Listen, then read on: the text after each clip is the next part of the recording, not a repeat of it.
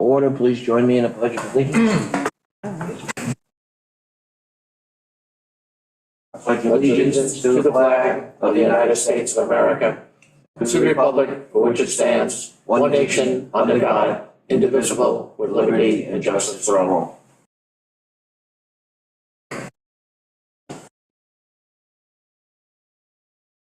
Okay, so this is a public hearing for the proposed 2023 budget.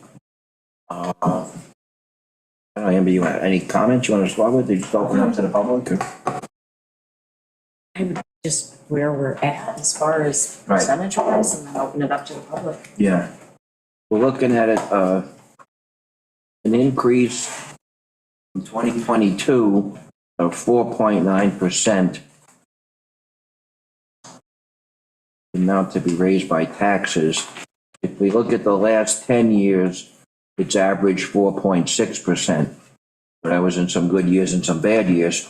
And this year, aside from the huge inflation and the cost of living increases, we have a police contract and a highway contract we have to agree on. And we doubled the cost for the EMS coverage on the island. So there's some significant increases in here. Again, we tried to keep it, Jim likes to always try to keep it below 4%, and we tried our hardest, but we just couldn't get there. Anybody else want to say anything? No, just the fact that there were unfortunate realities that we faced here. Social Security alone increased by 49,000, police retirement by 18,000, Medicare reimbursement by 13,000, health insurance stipends by 12,000, medical insurance by 30,000, police revenue sharing we lost 82,000. We lost some revenues from the A fund, substantial amount of money. And, the hauling costs, the increased cost of fuel, there were a variety of things that this year, and we all felt it, obviously. And those things, when those revenues went down, it hurt the effort to keep it down below 4%. But we did our best. The other comment was in terms of salaries, with the CPI of going up of over 8%, we tried our best to try to keep those salaries competitive. We very few cases did we go with the CPI. Most of the time we went with half of that amount of money or slightly above that. But we felt obligated to do that in the fact that everybody's feeling the pinch, and so are our town employees. So, and we are negotiating 2 contracts, which we actually had to make some allowances for, because obviously there are going to be increases in both of those bargaining units. So I think if you take all those things and put them together, there were certain things that you have absolutely no control over. And where we did have a control over, we went through, in my 7 years, probably more this year than any other year that I've been on the town board. I mean, we went over that thing line by line, 5, 6, 7 times, trying to find cuts, and we did. And we implemented those cuts to the best of our ability to get it down to where we got it down to. So that's kind of my opening comments on the budget. Okay. We'll open it up to the public for public comment. John, you want to start it off? Sure. John Needham. First thing I want to say is I appreciate the amount of work the town put into this. I can't imagine this. In the midst of it all, you've been dealing with all kinds of other major issues. Huge amount of work. I'm going to start off with wearing my WMAC hat, and I'm going to switch over to my Hudson Avenue hat. That's okay. I bounced around a little bit probably. All of my comments have to do with the waterways appropriations and the increase in fees and of the mooring fees.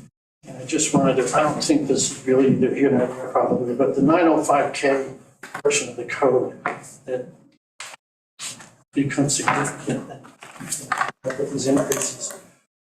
goes back to when the Waterways Fund had a surplus, and Mark Ketchum was the highway superintendent. John, do you have a decade on that? Just about when you think that was? 2002. Thank you. And they got a deal on the vacuum truck, the 50% allowance, but he didn't have the other 50% in his budget paid for. So they looked at the Waterways Fund and said, look, there's some money. And at the time, Brown Tide had just taken its toll on the police den. So the WMAC kind of nodded and said, okay, that kind of makes sense. Let's get some of this surplus out of the Waterways Fund, put it in this vacuum truck, and that can help clean out the storm drains and help keep that out of the waterways. So that's, whatever that's worth, that's where that came from, you know. In the beginning, as you noticed, in the beginning, the fees were only for administration. At the time, 2 board members called me up and said, John, we got something to talk to you. Can we come down the marina? And I said, yeah, sure. So they come down and they said, you know, our mooring situation is really Sorry. disorganized. We need to get it fixed. You know, for example, there was 10 moorings off, 100 feet off Burns Road.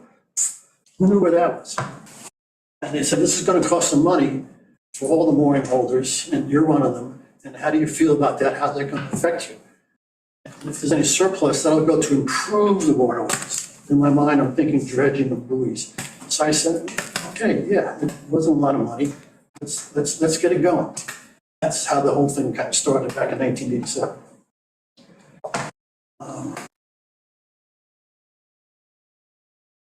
Now I'm going to switch subjects a little bit from the history lesson. WMAC, oh, I'm still WMAC. The WMAC is unanimously opposed to this. We don't, the WMAC, I think I am speaking for unanimous. There's no need for this expensive bureaucracy to manage the moorings in Shelter Island. I'm going to use one example. Maybe it's applicable, I hope. There's a boat in Darien Harbor right now that's not sitting on its mooring. But there's no other boat within hundreds of yards of it. That's my boat. And notice hasn't been given to the town clerk that you wanted to do that or that. We figured after season, it really wouldn't bother anybody. So are we going to be, are the Bay Harbor Masters now going to be writing you up? If they did, I'd have to accept it because I did something outside the code. But I don't think that's the intent. What I'm trying to say, yes, what I'm trying to say is common sense dictates it's the end of the season. There's nobody around, there's no harm in it. So let it be. We don't need to be on top of mooring holders all the time. At one point in one of our meetings, I asked Peter Vielbig how long you've been on the force doing the Bay. He said about 12 years. I said, so in 12 years, Peter, how much conflict have you seen between moorings? Whether they're hitting into each other or in their own places, whatever. He said, really not much. He said, basically, Butch and I have hauled out some derelict ones. And other than that, it's pretty much status quo every time, you know, I go out there. As far as the annual inspection goes, the next councilman and the next deputy town clerk used to, in the course of a week, do the inspections and inventory for all of Shelter Island in 1 week. Didn't take a lot of people. It didn't take a lot of other stuff. And that included doing the entries into the OLM. So recording the positions, doing the entries in OLM. It used to take 1 week. So now I'm just going to switch to my personal feelings. We don't need a police presence on the water to inspect the moorings. Since we are an island, we need police on the water for the same reasons. We need them ashore. Some stuff like reckless driving, whether it be in a car or a boat, unsafe operation, whether it be in a car or a boat, speeding, whether it be in a car or a boat, persons in distress, whether it be a car or a boat. It's the same pot. It's where we live. It's an island, it's surrounded by water.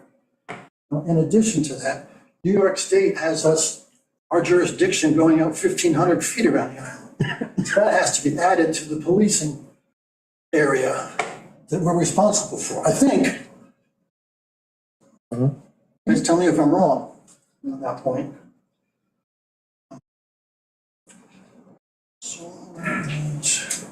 So that whole 1,500 feet and all of our bays and stuff needs the police presence. Bless you. Thank you. None of that I just mentioned listed has anything to do with mooring fees collected. As a user fee, I don't see it. The expenditures are too broad. If you told me as a user fee that the town's gonna hire a service for $5,000 to do an inventory on all moorings every year, and there's gonna be a user fee to pay for that, I would say, yeah, okay, you spread it around, it's not a lot of money. That to me, a user fee is a one-for-one. It's not coming from one and going to many, in my understanding of the definition. As for passing the expenses on to our customers, that doesn't really work either. We'd have to up our rates $230 using the formula of $300 per year.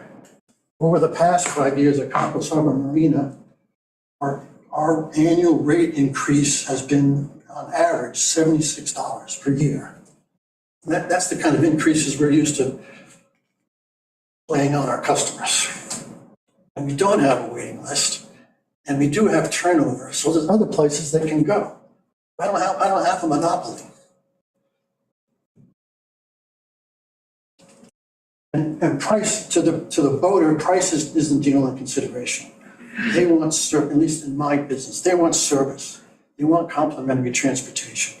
They want a pool, which costs a fortune, because Suffolk County oversees that in a huge way.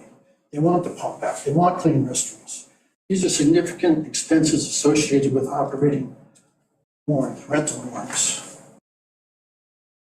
I'm gonna approach another one, which might be a time bomb, I don't know, which is comment that you're making a profit off of this.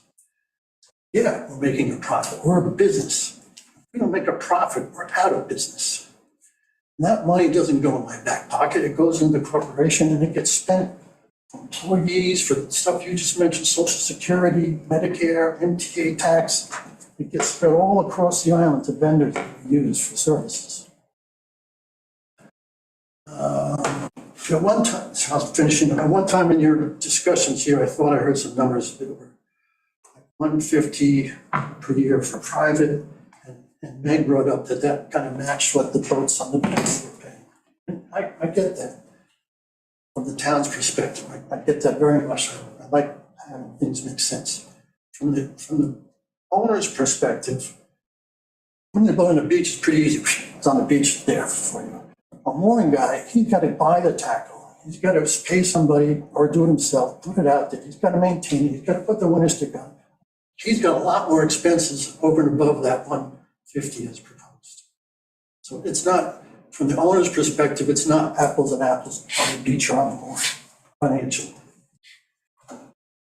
And at one time, this is my last thing, there was discussion here that centered around $150 a year for commercial. I could live with that. Then all of a sudden, one of you brought up $300 a year, and then all of you jumped on board. Yeah, let's go $300 a year. That's a really tough number for Copos Harbor Marina to swallow. So John, you're saying that $230 a mooring per season is just a bridge too far? It's tax, yes. Yeah, it's just a bridge too far. 230 when your minimum price for a transient is $75 a night, so we're talking 3 nights? And that would be recouped? I didn't quote anything to do with transients. No, I'm just kind of fleshing out, the discussion. Right. The transients. So is that about 3 nights for the minimum that you charge? Yes. Yeah, okay. I don't have any vacant, but I want to comment about the transient part. And is it, okay, Because we do keep about a third of our moorings reserved for transients. Yeah. That's risky business. It's higher revenues, yeah. but it's weather related. That's why you give such a good deal to the season Right. holder, right? It's not guaranteed. High service requirements, high maintenance. Season holders don't have those requirements. Correct. Right. So the costs on those moorings, although the revenue is less, the costs are less. Yep. Okay, so there's a little balance here. It's as a business, trying to find that balance between transient, extra income, taking the risk of weather, whatever, versus seasonal guaranteed. Yeah, you brought up our discussions. More than once you've mentioned that such a move as this could cause you to be forced, I think was the terminology used, to sell out. I exaggerate. So my take on this is $12,000 a year. It's that precarious? That $12,000 could be forcing you to sell out? No. No, okay, so it was a little bit of hyperbole? Yeah. Okay, thanks. I exaggerate. Thank you. But I want to add to that. That is a major expense. It will become a line item on P&L, just like the real estate tax. I'm trying to get this business to transfer to my nephews, third generation. Great. You guys know a lot of business. The statistics on the survival of a third generation business, 3 to 5%. And Picosi's is going through the same thing. It's really difficult transition to make. And it's a different environment than when I was brought up in. To me, this was a dream job. My nephews, it's not a dream job. They're working their butts off and having to deal with a lot of angst. Thank you for hearing me out. Thank you, John. Thank you. Any comments we have on this? That's a hearing. No, We list- Yeah. Okay. Joe, did you want to speak? I saw your name on the speak list. Joe Hoffman? Yes, can you hear me? Yep. Oh, yeah. Okay, great. Thank you, guys, very much for hearing me out. Can you hear? There I am, okay.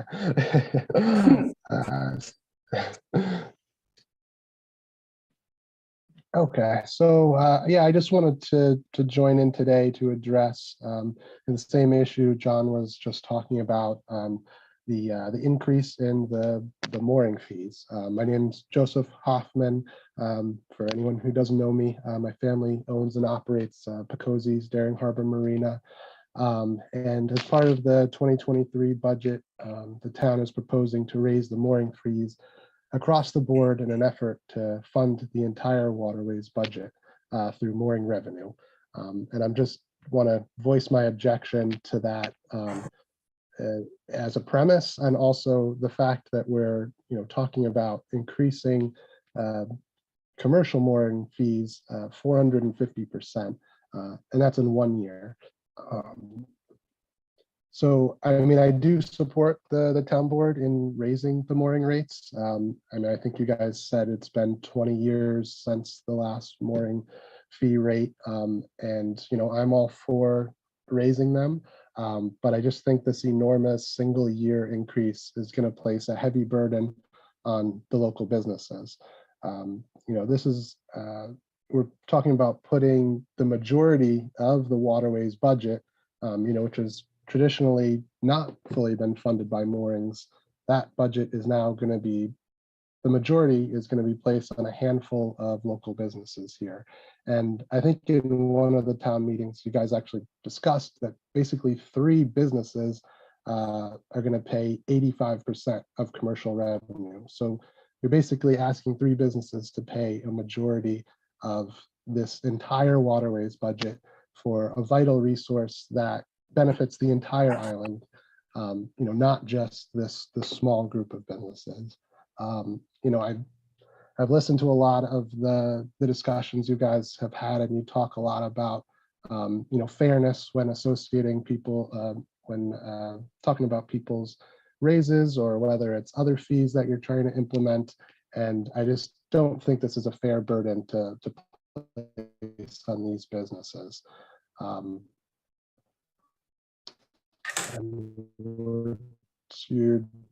The budget is asking to fund Bay Constable salaries as well to waterways, such as shoring up bulkheads and groins, all of that through mooring revenue. These are capital projects that the entire population of Shelter Island benefits from. The waterways are a vital resource for everyone on our entire community. And regardless of whether these moorings existed on the island, we would still need to fund this budget. We would still need police to police our waterways. We'd still need to maintain the waterways doing these capital projects. These are not things that are just solely benefiting businesses and mooring holders.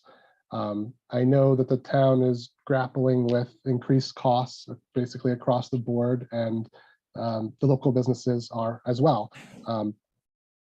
And, you know, it's kind of come up, it seems that the town thinks that moorings are kind of this easy revenue stream for these businesses.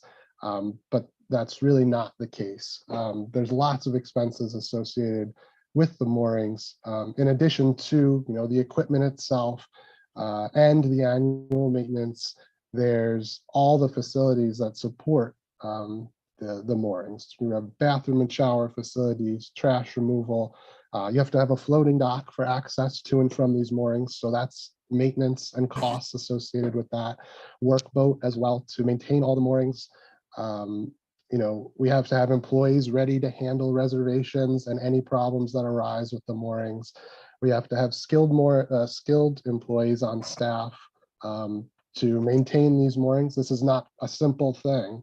You know, these are skilled people, and you know, we want to keep these employees here on the island, you know, able to afford to live here. You know, we have insurance expenses, state and federal taxes, and the list goes on. I mean, you guys have all similar expenses as well, I'm sure. But the point I'm trying to make is basically, you know, it's not just a mooring ball floating out there that people attach to, and, you know, we take the money and say thank you very much and, you know, put it in our pockets. There's a lot of background going on here that goes into these moorings. And, you know, as John touched on as well, this mooring income, all of those expenses, including the town's fees, are guaranteed expenses for us. You know, every year we're paying those checks no matter what. The income from the moorings is not guaranteed, as he was touching on. A couple bad weekends, you know, could decimate the mooring income for that season. And, you know, we're also seeing this season the high gas prices affecting travel as well. A lot less people coming out this summer due to the gas prices affecting our bookings significantly. And pass them to the consumer, and I heard that talked about during the previous town meetings. But I just want to raise the point that, you know, so these fees are going to affect all Shelter Island commercial businesses equally. However, we're not just competing with one another, we're competing with every marina in this area. You know, Shelter Island businesses kind of benefit from the insulation the ferry provides as far as competition. You know, it makes it more expensive for other people to come and do business here, as instead of just doing business with the local business. The marinas don't have that benefit. You know, if we raise our rates and, you know, it suddenly becomes much more attractive to just take your boat to Greenport and stay at Mitchell Park. I mean, if you can get a dock space for the same rate that we're charging for a mooring now, you know, that's kind of a no-brainer. And, you know, Cockles Harbor, I'm sure, has the same issues with, and, you know, Jack's Marine, we're in the same location. Cockles Harbor, I'm sure, has, they're right next to Sag Harbor. People can just go over there. If we're raising our rates to try to make up, you know, play catch up on these fees. We're also kind of experiencing more competition just from local anchorage areas. You know, I've had lots of people this summer call up and ask me, you know, what's the price of a mooring? And then, okay, where's the best place to anchor around Shelter Island? So as we raise these rates, we're pushing more people to go to these free anchorage areas, which there are plenty around the town. And that is going to, you know, we're putting the same strain on the system with these anchorage areas, and I would argue potentially more strain because, you know, it's you know, a lot less regulated. You have people anchored out, and you're still putting the same policing resources on that. But you're not generating that revenue to local businesses. So that's just something, you know, I wanted the town to consider as well. As I was looking through the 2023 budget, I just noticed that, and I heard you speak about trying to go in general towards a more fee-based structure across the entire budget. And, the mooring fees are kind of an example of that. You want to collect user fees from the people that are using this resource. However, there's other line items in the 2023 budget. Am I running out of time here? Sorry. You can keep going. You can finish, you keep going. Okay, thanks.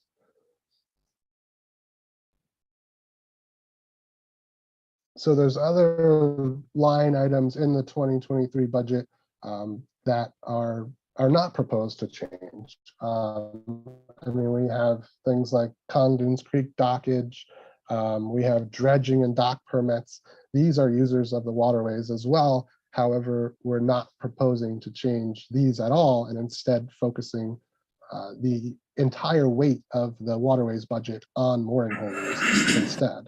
For a dock permit, you're looking at a one-time fee of $250, and we're going to pay that annually on moorings. I don't see how that is really a fair proposition to leave all these other waterways-based fees the same.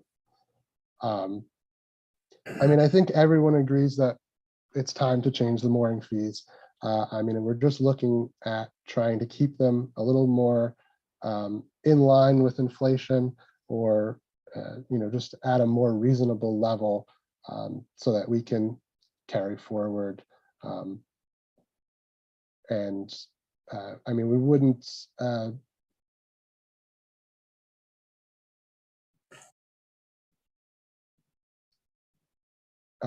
so yeah, sorry, that's basically what all I wanted All right. to say. Thanks, Joe. Thank you. Hey, Joe, just real quick, the Condon Creek dock is an annual payment. It's each year, and also the money, the anticipated revenue from that goes directly into the maintenance of, so it's kind of a wash. It takes care of the dock itself. You're right, it doesn't add to what we're doing with the rest of the waterways funds, but that specifically covers the maintenance on the dock.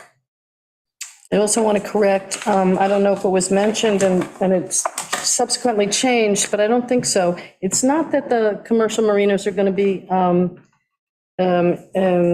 burdened with 80% of the cost or 80% of the revenue. It's more like 54% for commercial moorings, 54%, and then 46% for residential in terms of the overall revenue stream. I just wanted to make sure that that was out there in the ether correctly, that number.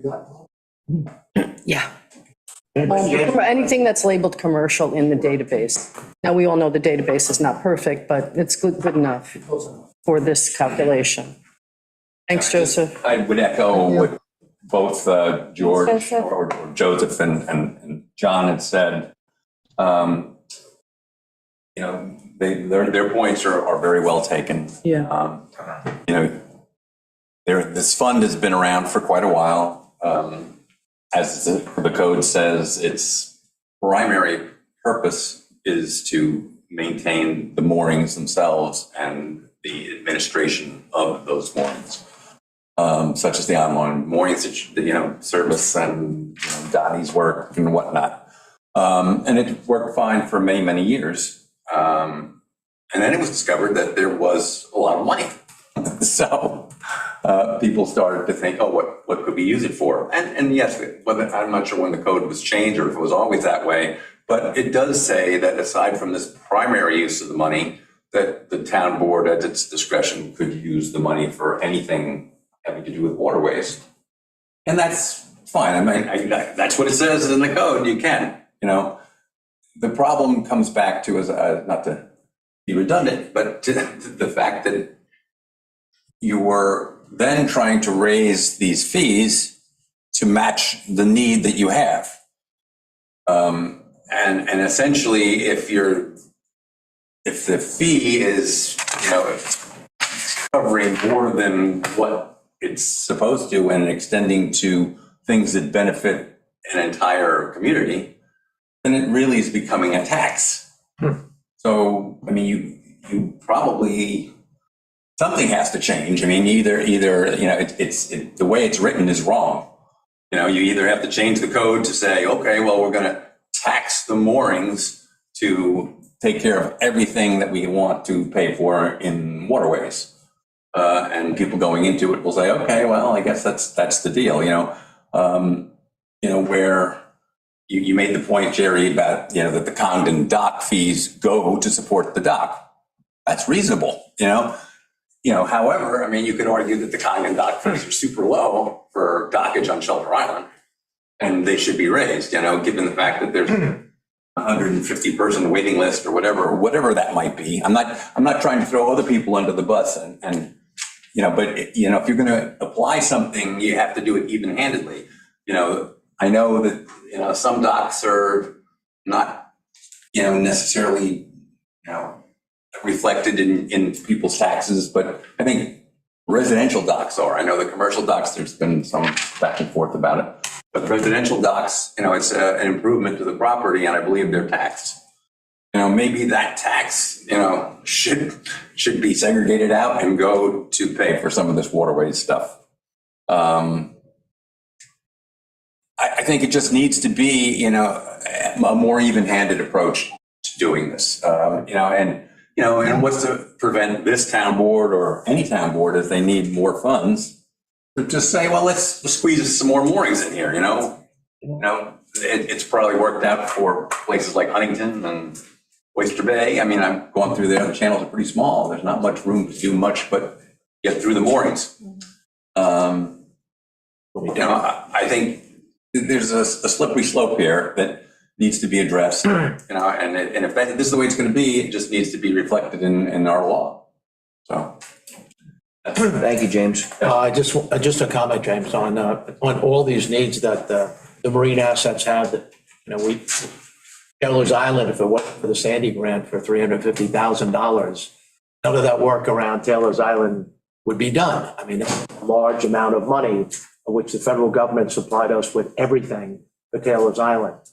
When we did Dickerson Dock, for instance, Bulkhead, excuse me, it was contingent on the county coming in on half of the cost of that because they own part of that land. That was an expensive bulkhead. Couldn't have been done unless we had the financial help of the county then. We've also looked at low groins and other things that we're trying to get grant monies for, to help offset the cost. I don't look at the Waterways Fund as the sole provider for the answers to all our marine asset needs, because they're huge. And I just don't want us to think that way. As the chairman of the grants committee, and Amber is an important part of that, is, we look high and low for monies for our marine assets, and currently we're looking, at the both ferry plazas, as a marine asset to take care of the needs that are there, and other such monies that are available out there to help us with we are an island, we have a tremendous amount, and a lot of them have been neglected. Just when we did beach access, and we went around and we saw the amount of some of the neglect at some of these ramps and different places that are now being attended to, and the bulkheads. We're doing one at South Silver Beach, we did one at Dawn Lane. We're taking on Condon Dock with putting a new bulkhead down there. There's a lot of catch up, and we were trying to the best of our ability to look for all kinds of sources of funding to get them done. So I don't want to say that we're targeting just waterways money. I do think that all three of you have made some important comments that we all wrote down. And once this is finished with, hopefully the board will sit down, take some of these comments that you've said and look at a strategy that we might look to alter or in terms of doing it well in 1 year, a phase in perhaps. Again, that should be something that's on the table so that it's not all done in just one calendar year, especially if we're gonna renew these on an annual basis. Could you phase that cost in? It'd be something that we need to really take a hard look at. And it might cost us a little bit of extra money in the beginning, but, you know, again, for reasonable people, I think if each one of you have made some interesting comments that, you know, we've taken notes on and we need to discuss. So thank you very much, all three of you, for making those comments. Thanks, Jim. Are you saying that the fees are not necessarily established? Is that there's a possibility that you won't raise them as much as you're saying? That's why we're having a public hearing. Yeah, no, We haven't actually passed anything. We're still, no, James, look, we haven't we're actually saying- passed anything. Well, We're we're still saying working on we it. might, rather than do it all in 1 year. Let me say this, let me say this. The town board over the past few budgets has committed to try to use a fee money wherever, number one, legally we could, and two, where it's appropriate to, as opposed to taking it from the general tax base. That we're gonna go forward with. But with that said, we also have tried to do it where it's even-handed and we're not hurting anybody. And we've certainly heard from the businesses that you feel this will hurt you. And I think there's room to move. Again, it's what's gonna happen is it's gonna take our 4.9% up higher because we're gonna have less anticipated revenues. Good strategy. So I just want, And heads up. so I just want, no, and John, I do understand. You know, we had the same thing with the contractors with permits and licenses. We had the same thing with landscapers with, fees at the dump. And our answer to those were, we can pass that, you can pass that on, it's cost of doing business. And I understand moorings are a little bit different. And again, we want to work with you. We don't want to hurt any business on Shelter Island. So the concept's going to stay. It's just a matter of Yeah, to agree. the dollar amounts.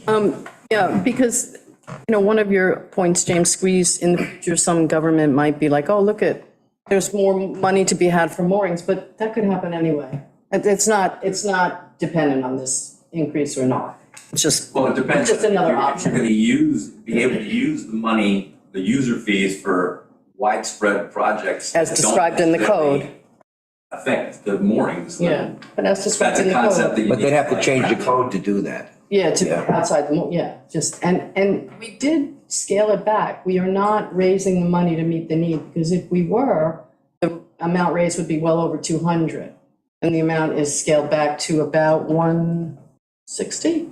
171. Yeah, I guess So- like 175, but whatever. Yeah, yeah. And then I don't know how much So is generated by the boats on the beach and this and that, and, I don't know what all that. Right, but I'm just talking about the original proposal where you were saying that we're raising the money to match the need, increasing the fees to match the needs, and that's not, we did originally start out that way, listened to the WMAC and brought it back. This is actually back a step, where we are right now, this proposal that we're just discussing here. So just to say that. Yeah. And I just want to make one other point, if I can, about percentages.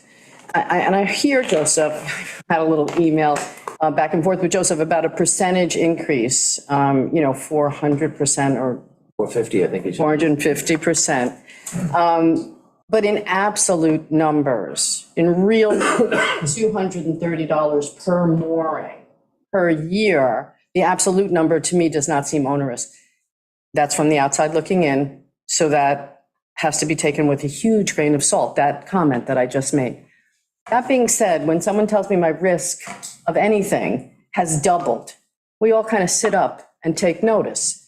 But if my risk goes from 1 in 100,000 to 2 in 200,000, the absolute number matters, as opposed to my risk doubling from 1 in 100 to 2 in 200.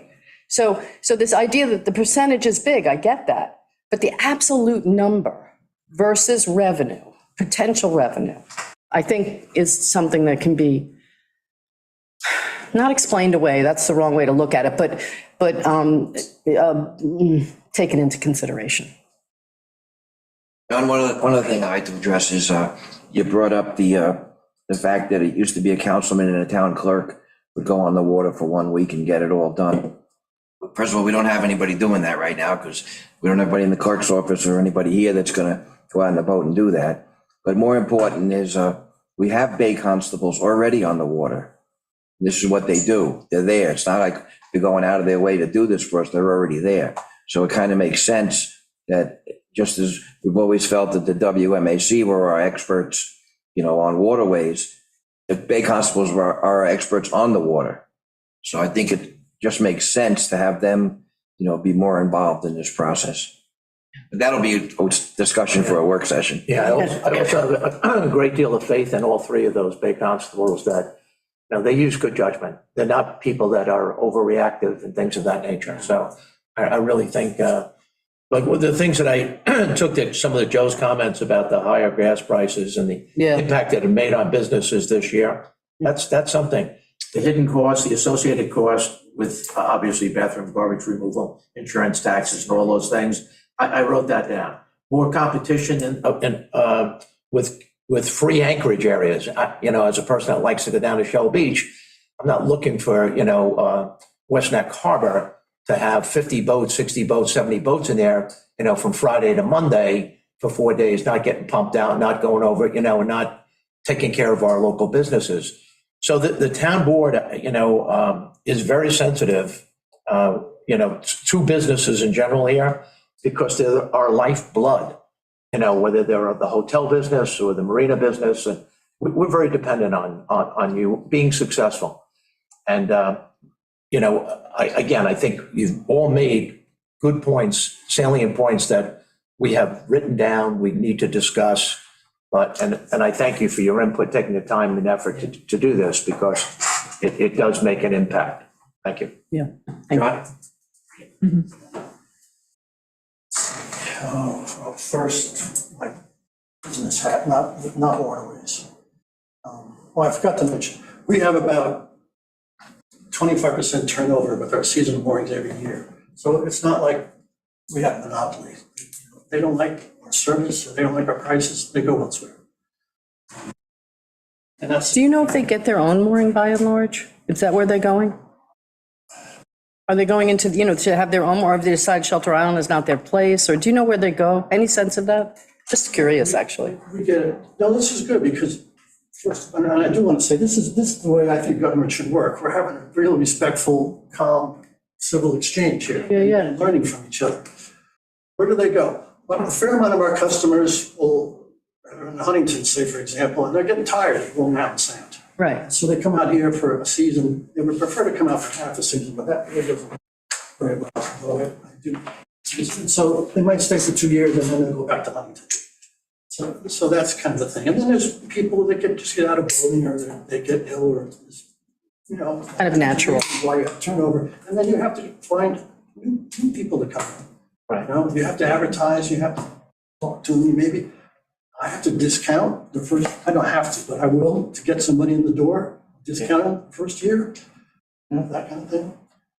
And BJ, I don't want to get into it with you, but when you say it's not onerous, it just sticks in my throat. I know, it's a bad choice. I'm sorry about that. That's a bad choice. She's not my accountant. No, and I've said to you, you're not going to share your numbers with me. You shouldn't, you shouldn't. But if you bring up and are arguing that it is onerous, that's what you're arguing here. Yes. So I'm using the word that I think you want to use, that you haven't yet. You've used other words to describe it. I'm just saying, I from the outside looking in, and I've said that over and over again, I'm not privy to the numbers. At 230 per year of a fairly good generating asset. You keep saying 230, that's the increase? One second. Because it was $70 a year. And actually, sorry. I'm going to put my WMAC hat on. We had an entire meeting devoted to this, and I know we had liaisons there, and some of the town board members listened, came in, zoomed in. You all listened to us, but none of what we said seemed to have an effect. And we were, as the chairman of WMAC, I would have been ecstatic if somebody from the town board or our liaisons came to us and said, we've got these increased expenses. Can you guys come up with some ideas of how we can save money? Because in my business, I'm always looking to save money. And we would have worked really hard to help you out with that. I just wanted to put that out there. Thanks. Thanks, John. I appreciate it. But we did listen to it. Just want to say Jerry's initial desire was 500 a mooring. Not to throw you under the bus. So we did come back down. And the other thing I want to say is, John, the other suggestion that really we did take to heart was that we don't do it, we're not doing it by the foot, which is one of the things we, for the residential moorings. One of the things we thought was a good idea, but the WMAC's various objections to it, we said, all right, that makes sense, let's not do it that way. So we did listen, we just don't agree with everything you said. That will happen. To save some money, just ask us. Okay, anybody else want to speak on the budget? Julie, do you have any questions for us? Nothing, thank you. Okay. If there's no more, we're gonna close this. We're gonna close this meeting, this public hearing, and adjourn the meeting. I think this was good government. All right. And on Tuesday, we'll spend time at the work session. Yes. Going Yeah, over where the tune back in on budget Tuesday. stands Yeah. We're going to talk about it a lot, probably. One more beat. Tuesday at Dead horse 1. beat. Sure. Oh, just, why not just keep the 3-year thing for the moorings? Instead of, do each one every year, it just, it's, maybe it's $4,000 or $5,000, but you're still spending $5,000 extra that we're not spending now.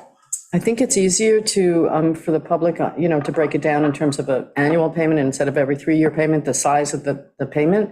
That's number one. Number two, I think that you keep better in touch with your database if you do it every year, as opposed to people change their email, they change their phone number, in 3 years they died, they've left Shelter Island. I think from all of those points of view, the annual, and the last reason is Online Mooring said, why do you guys do this? It is so easy to administer an annual renewal. And you're the only one of the, what do they have, 60 now? Townships, I think, on Online Moorings. Anyway, you're the only one that does this Of course, if it multiple. wasn't for us, they wouldn't be there. I know. So let's, I took that, I mean. John, the other, just that, nothing's written in stone. Yeah. So, I mean, the 1 year, 3 years still, I mean. It does smooth out our revenues though. Yeah, it does. Because, looking for my notes quickly, it's like 58% of the revenues come in 1 year and then it's down to 20% another year. So it's just budgeting, it's like paying attention. I think there's a lot of good reasons to go annually and not much against it. fair enough. Yeah, not much against it, because it really doesn't increase administration that much. I mean, and it does help the person who's leasing that mooring, that if there's a change of heart after 1 year, there's an illness or there's a death in the family or something like that, which we have all the time, I'm not stuck with this mooring for 3 years. I didn't have to pay into it for 3 years. I paid in for this year. We tried it for a year. We don't want it. Good point. So we have that option. And that's a better feel. But I think the point that Amber makes, it makes the revenue more consistent. But I think that, John, I piggyback on what you said. I've always liked the dialogue, enjoy the exchange. I thought it was good government at work. And I thank the three of you that spoke today on behalf of the points that you made. Thank you very much. Nice. Thank you, guys. Thanks, everybody. Thanks. Okay, make a motion, we, Second? Hi. favor. Aye.